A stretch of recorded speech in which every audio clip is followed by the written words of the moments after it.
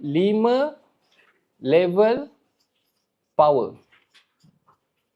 Level paling rendah sebagai bos ataupun sebagai mak ayah ke apa ke, bawah sekali, nombor 1 dipanggil sebagai direct power.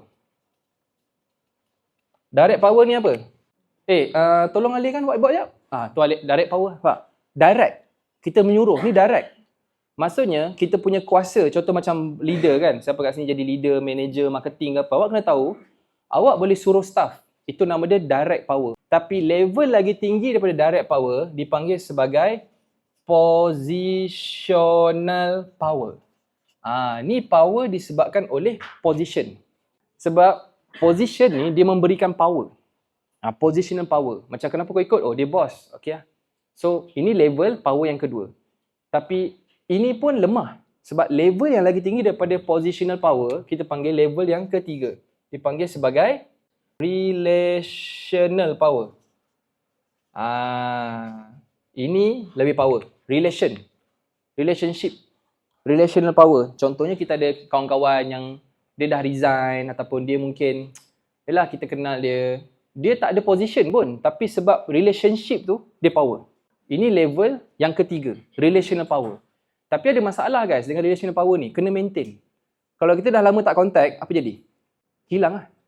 Kan? Kita nak kena maintain relationship ni. Ini position. Sebab position. Sebab tu, bila kita set up company, saya nak cadangkan, awak jangan guna direct power, jangan guna positional power, jangan guna relationship. Sebab bos baik. Bos bagi laptop, tak boleh. Tak function. Dia sekejap je. Level lagi tinggi daripada relational power dipanggil sebagai nombor 4. Structural power. Structural power. Structural power ni kuasa disebabkan undang-undang. Contohnya apa? Dalam syarikat kita ada commission. Itulah undang-undang, itulah structural. Okey, contoh kita ambil structural dalam Malaysia. Tiba-tiba semua orang bayar zakat. Kenapa? Sebab zakat boleh tolak teks. Nampak? Dia dah memberikan satu structural power kepada orang yang bayar zakat. Kalau bayar zakat tak boleh tolak teks, orang pun macam, alah bayar zakat. Mungkin. So, structural power ni, dia tak perlu ada relationship. Sesiapa je boleh. Sebab tu bila saya kata tadi, motivasi akan basi. Tapi relational power ni, dia kena maintain. Last paling tinggi. Dia dipanggil sebagai ideological power. Ideological power. Ideological power ni, ini level religion punya, agama Islam. Ini level agama.